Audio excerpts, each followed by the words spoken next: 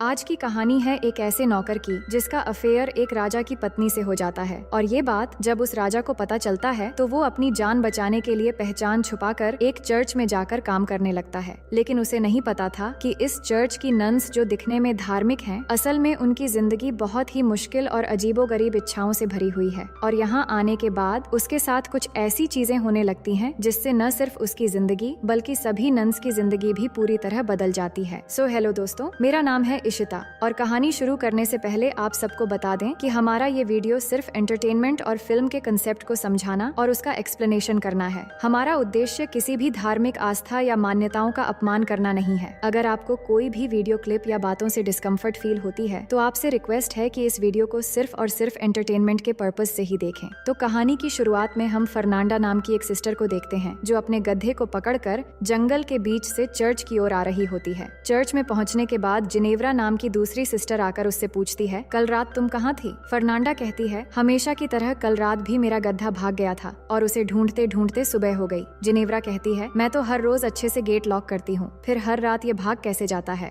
दोनों बातें कर ही रही थीं कि वहाँ से चर्च का माली लुर को गुजरते हुए उन्हें गुड मॉर्निंग कहता है, पर बदले में दोनों उसे डांटने लगती हैं और वहाँ से भगा देती हैं। अब अगले सीन में सभी सिस्टर्स चर्च में जाकर सुबह की प्रेयर करती हैं, जिसके बाद वहाँ की सुपीरियर सिस्टर मरिया फर्नांडा से पूछती हैं, तुम कल रात कहाँ थी? जिस पर वो बताती है, कल मेरा गधा फिर से भाग गया था और मैं उसे ही पकड़ने गई थी। ये सुनकर सिस्टर मरिया कुछ नहीं कहती। अब इस गधे के बार बार भागने का चक्कर असल में कुछ और ही है जो हमें आगे पता चलेगा। दूसरी तरफ हम अलेसांड्रा नाम की एक और सिस्टर को देखते हैं जो अपने कमरे में बैठकर सिलाई कर रही होती है। वो बहुत उदास थी क्योंकि वो चर्च में नहीं रहना चाहती थी और बाहर जाकर अपनी जिंदगी को अच्छे से जीना चाहती थी। दूसरी ओर सिस्टर जिनेवरा को देखते हैं जो सिस्टर मरिया के साथ कुछ बातें कर रही होती है। तभी एक किताब में उसे एक तस्वीर नजर आती है जिसमें कुछ अजीब विधि के बारे में लिखा था। ये देखकर उसे थोड़ी हैरानी होती है और कुछ लाइनें पढ़कर वो किताब रख देती है। वहीं सिस्टर अलेसेंड्रा के पापा उससे मिलने आते हैं और दोनों बातचीत करने लगते हैं। उसके पापा कहते हैं, मैं तुम्हारे लिए एक अच्छा लड़का ढूंढ रहा हूँ, पर प्रॉब्लम ये है कि जो भी अच्छा लड़का मिलता है वो बहुत ज्यादा दहेज मांगने लगता है। इस पर अलेसेंड्रा कहती है, अगर आप चर्च में डोनेशन देना थोड़ा कम कर दें तो शायद दहेज के पैसों का इंतजाम हो जाएगा। पर उसके पापा कहते हैं, ये करना ठीक नहीं रहेगा, तुम चिंता मत करो और अपने करियर पर ध्यान दो। शादी हो या ना हो, पर तुम एक बेहतरीन तरीके से जिंदगी जी सकोगी। ये सुनकर अलेसांड्रा बहुत दुखी हो जाती है क्योंकि वो शादी करके ही एक अच्छी और खूबसूरत जिंदगी जीना चाहती थी। अगले दिन हम तीनों सिस्टर्स को एक साथ देखते हैं जो अपने बुने हुए कपड़ों को ले जा रही होती हैं। अलेसांड्रा अपने पापा से की गई बातचीत दोनों सिस्टर्स को बताती है, जिसे सुनकर वो भी दुखी हो जाती है। तभी वो वहाँ लुर्को को देखते हैं जो कुछ काम करते हुए उन्हें अजीब नजरों से देख रहा था, पर ऐसा करते हुए देखकर वो तीनों उस पर भड़क जाती है और अपने दिल की भड़ास निकालने के लिए अंदर आकर उसका सामान फेंकने लगती है। और इतने से भी उनका मन नहीं भरता तो वो उसकी पिटाई भी कर देती है। दूसरी तरफ हम इस चर्च के फादर टोमासो को देखते हैं जो सिस्टर्स के बुने हुए कपड़े बाजार लेकर जाने के लिए निकलते हैं। रास्ते में लुर्को उनसे मिलता है और कहता है, मुझे माफ कर दीजिए फादर, अब मैं इस चर्च में काम नहीं करना चाहता। इस पर फादर उसे समझाते हैं कि अब आगे से ऐसा कुछ नहीं होगा, लेकिन लुर्को नहीं मानता और वहाँ से चला जाता है। इसके बाद हम चर्च से कुछ मील दूर एक घर में लॉर्ड ब्रूनो नाम के एक जमींदार आदमी को देखते हैं जो अपनी पत्नी फ्रांचेस्का के साथ खाना खाते हुए बातें कर रहा होता है। पर फ्रांचेस्का का ध्यान उनके नौकर मसेटो की तरफ होता है और मसेटो भी अपनी मालकिन को देख रहा होता है। दोनों को देखकर ऐसा लग रहा था कि उनके बीच कोई चक्कर है। फिर रात होते ही हम देखते हैं कि फ्रांचेस्का और मसेटो बिस्तर में एक राउंड खत्म कर चुके हैं। फ्रांचेस्का कहती है, मेरा पति मुझे खुश नहीं कर पाता, बस अपनी शानो शौकत की बातें करता रहता है। इसके बाद दोनों दूसरे राउंड के लिए तैयार होने लगते हैं। तभी कमरे में ब्रूनो के आने की आवाज सुनकर मासेट्टो खिड़की से कूदकर भागने की कोशिश करता है, लेकिन ब्रूनो आकर उसको पीछे से देख लेता है और उसका पीछा करते हुए सभी नौकरों के घर में चला जाता है। मगर मसेटो पहले पहुंचकर सोने का नाटक करने लगता है। इसके बाद ब्रूनो सभी नौकरों को चेक करने लगता है कि किसकी हार्ट बीट तेज है और चेक करते हुए जब मसेटो के पास आता है तो उसे शक हो जाता है कि यही वो नौकर है, पर अंधेरा होने की वजह से वो उसे पहचान नहीं पाता, इसलिए उसके कुछ बाल काट लेता है ताकि सुबह होने पर उसे पता चल जाए कि इस तरह के हिमाकत करने वाला असल में कौन था। पर ब्रूनो के जाते ही मासेट्टो उठकर अपने सभी साथियों के बाल भी थोड़ा थोड़ा काट देता है। सुबह होते ही ब्रूनो सभी नौकरों को लाइन में खड़ा करता है और एक एक करके चेक करने लगता है, लेकिन सभी के बाल थोड़े थोड़े कटे हुए होते हैं जिससे वो समझ नहीं पाता कि वो आदमी कौन था। फिर भी वो समझ जाता है कि जो भी है वो बहुत होशियार है। फिर सबको धमकी देते हुए कहता है कि मैं जिसे ढूंढ रहा हूँ, अगर मैंने उसे पकड़ लिया तो उसका काम तमाम समझो। फिर वो सभी नौकरों के बाल कटवाकर छोटे करवा देता है। अब अगले दिन जब फ्रांचेस्का और ब्रूनो खाना खाने बैठते हैं तो ब्रूनो अपनी वाइफ को वार्निंग देते हुए कहता है कि तुमने जो भी किया ठीक नहीं किया। मैं जानता हूँ कि तुम भी इन सब में शामिल हो। अगर वो नौकर एक बार मुझे मिल गया तो मैं उसके साथ साथ तुम्हें भी खत्म कर दूंगा। लेकिन फ्रांचेस्का ब्रूनो से बिल्कुल भी नहीं डरती और कहती है कि तुम ऐसा कुछ भी नहीं कर पाओगे। इसी बीच ब्रूनो अपनी वाइफ और मसेटो को इशारा करते हुए देखकर समझ जाता है कि वो नौकर मसेटो ही है। फिर आगे हम मसेटो को काम करते हुए देखते हैं और वहाँ फ्रांचेस्का भी होती है जो मसेटो के पास आती है और उसके साथ जबरदस्ती भूकंप लाने की कोशिश करने लगती है। लेकिन इस बार दूर से ब्रूनो उन्हें देख लेता है और गुस्से में आकर अपने आदमियों से कहता है, मसेटो को पकड़ के मेरे पास ले आओ। मसेटो ने भी देख लिया था कि ब्रूनो ने सब कुछ देख लिया है, इसलिए वो अपनी जान बचाने के लिए वहाँ से भागना शुरू कर देता है और ब्रूनो के आदमी भी उसके पीछे पड़ जाते हैं, लेकिन वो उसे पकड़ नहीं पाते। जंगल से होते हुए भागते भागते बहुत दूर जाने के बाद मसेटो फादर टोमासो को देखता है। फादर ने बाजार जाने के रास्ते में थोड़ा वाइन पी लिया था और नशे की वजह से उनकी गाड़ी उलट गई थी और सारे कपड़े भी नदी में बह रहे थे। मसेटो ये देखकर फादर की मदद करता है और सारे कपड़े फिर से इकट्ठा कर देता है। इससे फादर बहुत खुश होते हैं और जब उन्हें पता चलता है कि मसेटो का कोई घर नहीं है तो वो उसे अपने साथ चर्च में ले आते हैं। फादर उसे कुछ खाने के लिए देते हैं और कहते हैं कि चर्च में तुम्हें गूंगा बहरा बनकर रहना पड़ेगा, नहीं तो चर्च की सिस्टर्स तुम्हें बहुत परेशान करेंगी। अगले दिन सुबह फादर मसेटो को सिस्टर मरिया से मिलवाते हैं और कहते हैं कि मैं एक आदमी को लाया हूँ जो हर काम में माहिर है, पर ये गूंगा बहरा है इसलिए इसे यहाँ लेकर आया हूँ ताकि ये लुर्को की जगह काम कर सके। ये सुनकर मरिया भी उसे काम पर रख लेती है। अब उसी दिन से मसेटो काम पर लग जाता है, पर सिस्टर अलेसांड्रा और फर्नांडा को नहीं पता था कि मसेटो को काम पर रखा गया है। तो फर्नांडा उसे घुसपैठिया समझकर भागते हुए उसके पास आती है और एक कुल्हाड़ी से डराकर उससे पूछने लगती है कि तुम कौन हो। तभी सिस्टर अलेसांड्रा जल्दी से मरिया को लेकर आती है और मरिया आकर उन्हें बताती है कि ये उनका नया माली है जिसका नाम मसेटो है और ये गूंगा बहरा है। फिर मरिया की बात सुनकर फर्नांडा उसे छोड़ देती है। इसके बाद हम सिस्टर मरिया और अलेसांड्रा को देखते हैं जहाँ मरिया बताती है कि तुम सिस्टर्स ने मिलकर जो कपड़े बुने थे वो फादर से बाजार जाते समय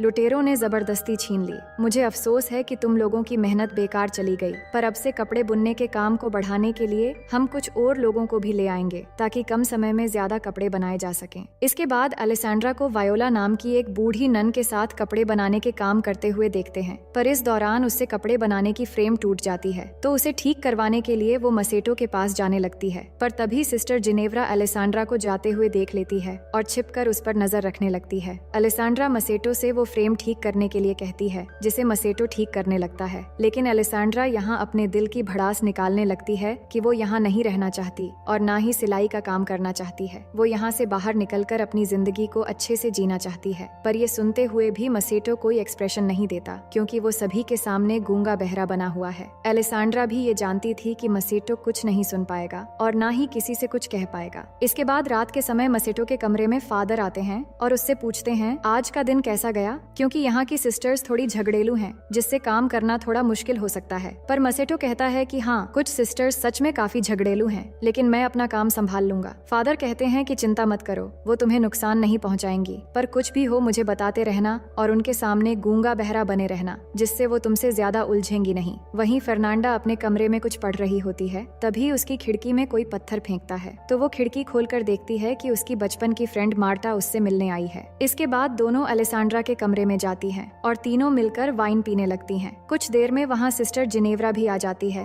और सभी मिलकर मजे करने लगते हैं। फिर ड्रिंक करते हुए वो रोमांटिक बातें भी करने लगती हैं। मार्टा उन्हें लड़कों के बारे में कई सारी बातें बताने लगती है कि एक जड़ी बूटी है जिसे एक खास तरीके से इस्तेमाल करके लड़कों को अट्रैक्ट किया जा सकता है और ये सब सुनते हुए बाकी तीनों भी बहुत मजे लेती हैं। अगले दिन मसेटो जब काम कर रहा होता है तब अलेसांड्रा वहाँ आती है और मसेटो से कहती है मैंने तुम्हारे लिए ये रूमाल बनाया है। फिर वो रूमाल से मसेटो के पसीने पोंछने लगती है और पास बैठकर उससे बातें करने लगती है। दरअसल पिछली रात मार्टा की रोमांटिक बातों को सुनने के बाद उसके मन में नौटी ख्यालात आ गए थे, इसलिए वो बात करते करते अचानक उसे किस कर लेती है जिससे मसेटो भी इस चांस को बिना गवाए वहीं पर उसके साथ तूफान और भूकंप के मजे लेने लगता है। लेकिन तभी चर्च की घंटी बजने से मसेटो घबरा जाता है और अलेसांड्रा भी जल्दी से खुद को संभालकर चर्च में प्रे करने चली जाती है। लेकिन प्रे करते समय फर्नांडा अलेसांड्रा के स्कार्फ और नाखून में मिट्टी लगी हुई नोटिस करती है। अगले सीन में जिनेव्रा और फर्नांडा कपड़े धो रही होती हैं। तभी वहाँ अलेसांड्रा आती है जो बहुत खुश नजर आ रही थी। वो उनसे कहती है कल रात बहुत मजा आया। फर्नांडा पूछती है तुम यहाँ क्या कर रही हो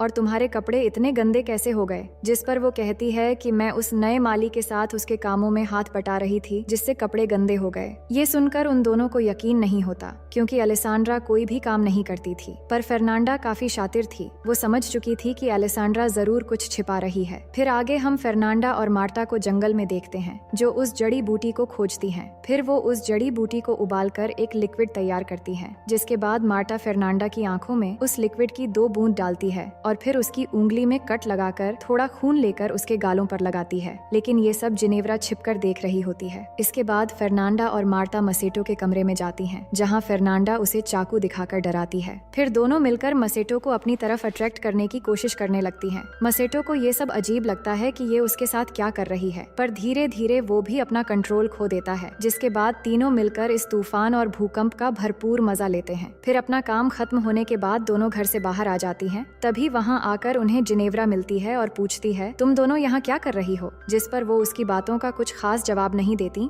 और बहाना बनाकर वहाँ से चली जाती है। लेकिन जिनेव्रा समझ जाती है कि वो उससे कुछ छिपा रही है। अगली सुबह हेड फादर बिशप चर्च घूमने आते हैं तो फादर टोमासो और मरिया उनका स्वागत करते हैं। दूसरी तरफ मसेटो अलेसांड्रा के कमरे में जाता है और दोनों फिर से एक बार तूफान और भूकंप के मजे लेने लगते हैं। पर इसी बीच सिस्टर वायोला कमरे में आ जाती है, जिसे वो पहले नोटिस नहीं कर पाते। लेकिन अचानक मसेटो उसे देखकर बोल पड़ता है, जिससे अलेसांड्रा चौंक जाती है। पर वायोला के आ जाने से दोनों घबरा जाते हैं और अलेसांड्रा खुद को ठीक करते हुए वायोला की मदद करने लगती है और मसेटो बिस्तर के नीचे छिप जाता है। उनका लक अच्छा था क्योंकि सिस्टर वायोला सुन नहीं सकती थी, इसलिए वो उनकी हरकतें नहीं समझ पाती। बाद में मसेटो बिना कोई भी आवाज किए खिड़की से निकल जाता है। अगले दिन जिनेव्रा मसेटो को आराम करते हुए देखती है और उसे अट्रैक्ट करने के लिए वो जड़ी बूटी बनाने लगती है, लेकिन वो इसे आंखों में डालने के बजाय पी लेती है। फिर वो अपने हाथ से खून निकालकर गालों पर लगा लेती है। वहीं अलेसांड्रा मसेटो के कमरे में आती है और उससे पूछती है कि उसने झूठ क्यों बोला कि वो गूंगा है। इतने में जिनेव्रा के आने की आवाज सुनकर अलेसांड्रा एक कोने में जाकर छिप जाती है और मसेटो सोने का नाटक करने लगता है। जिनेव्रा जड़ी बूटी के नशे में मसेटो के पास आकर चिपकने लगती है और अजीब अजीब हरकतें करने लगती है।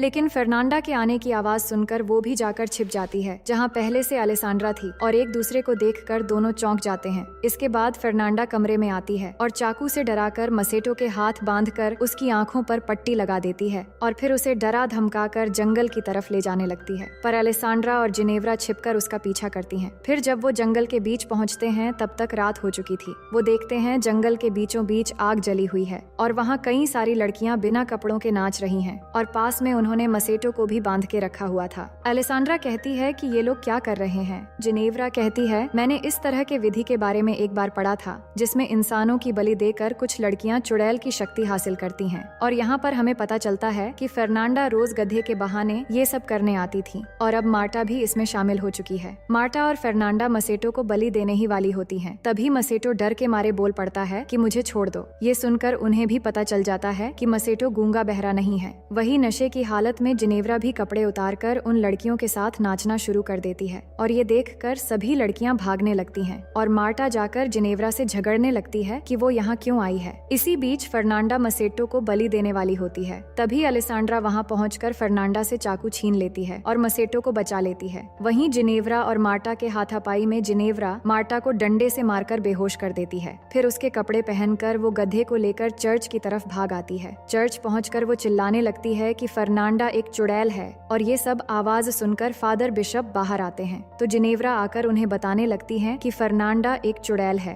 इतने में फर्नांडा, अलेसांड्रा और मसेटो भी वहाँ पहुँच जाते हैं। अलेसांड्रा फादर से कहती है ये झूठ बोल रही है और आज इसने वो जड़ी बूटी लिया और नशे की हालत में बकवास कर रही है। पर जिनेव्रा कहती है, नहीं, मैं झूठ नहीं बोल रही हूँ, ये सब एक साथ मिले हुए हैं और ये दोनों इस माली के साथ इंटीमेट भी हो चुकी हैं। ये सुनकर फादर बिशप मरिया को बुलाकर बाहर लाते हैं और पूछते हैं कि ये सब क्या हो रहा है। तभी फादर टोमासो भी मरिया के कमरे से बाहर आते हैं, जिसे देखकर सभी लोग हैरान रह जाते हैं और फादर बिशप भी समझ जाते हैं कि इस चर्च में अब तक क्या चल रहा था। इसके बाद अगले दिन फादर बिशप एक एक करके सभी को सजा सुनाते हैं और गॉड से माफी मांगने के लिए कहते हैं और फादर टोमासो को सबसे बड़ी सजा मिलती है क्योंकि उन्होंने फादर होने का गलत फायदा उठाया था। उन्हें सजा के तौर पर एक ऐसे आश्रम में भेज दिया जाता है जहाँ सिर्फ मर्द रहते हैं और मसेटो को फिर से लॉर्ड ब्रूनो के हवाले कर दिया जाता है जहाँ लॉर्ड के सिपाही उसे बंदी बना लेते हैं। इसके बाद हम तीनों सिस्टर्स को देखते हैं जो एक दूसरे से माफी मांगती हैं। सिस्टर जिनेव्रा भी फर्नांडा से कहती है, मुझे माफ कर देना। फिर तीनों मसेटो के बारे में सोचने लगती हैं कि शायद लॉर्ड ब्रूनो उसे मार डालेगा, इसलिए वो उसे बचाने का एक प्लान बनाती है। उधर लॉर्ड ब्रूनो ने मासेट्टो को जेल में बंद कर दिया था और फिर वहाँ आकर कहता है, मैंने अपनी वाइफ को कुत्तों और जंगली जानवरों के साथ बांध दिया है ताकि उसे दर्दनाक मौत मिले, और अब तुम्हारी बारी है, पर मैं तुम्हें नहीं मारूंगा और जिंदा रखकर उससे भी ज्यादा टॉर्चर करूंगा। ये कहकर वो वहाँ से चला जाता है। इसके बाद मसेटो उन सिपाहियों से रिक्वेस्ट करने लगता है कि वो उसे आजाद कर दें, लेकिन वो मना कर देते हैं और उल्टा उसका मजाक उड़ाने लगते हैं। फिर कुछ देर बाद एक कछुए पर जलती हुई मोमबत्ती देखकर सिपाही उसके पीछे पीछे चले जाते हैं। असल में उस कछुए को सिस्टर्स ने छोड़ा था और उनके जाते ही तीनों सिस्टर्स आकर मसेटो को बाहर निकाल लेती हैं और उसकी जगह एक पुतला रखकर मसेटो को सिस्टर्स के कपड़े पहना देती है। फिर उसे लेकर जंगल की तरफ भागने लगती है। वही मरिया को देखते हैं जो गधे को साथ लेकर टोमासो से मिलने आती है और दोनों बहुत खुश होते हैं क्योंकि उनके बीच प्यार हो गया था और वो एक दूसरे से दूर नहीं रह पा रहे थे। इतने में वो कुछ आवाजें सुनकर वो छुप जाते हैं और तभी फर्नांडा अपने गधे को वहाँ देखती है कि ये गधा यहाँ कैसे आया, लेकिन जिनेव्रा उसे वहाँ से ले जाती है। फिर उनके जाने के बाद मरिया और टोमासा बाहर आते हैं और वो समझ चुके थे कि उन तीनों सिस्टर्स ने मसेटो को छुड़वा लिया है, पर उनकी शरारत देखकर वो एक दूसरे को देखकर मुस्कुराते हैं और दोनों एक साथ वहाँ से जाने लगते हैं और इसी के साथ कहानी यहीं पर खत्म हो जाती है। तो दोस्तों, मैं उम्मीद करती हूँ कि ये कहानी आपको बेहद पसंद आएगी और अगर आप हमारे चैनल में पहली बार आए हैं तो वीडियो को लाइक करके चैनल को सब्सक्राइब कर लीजिए।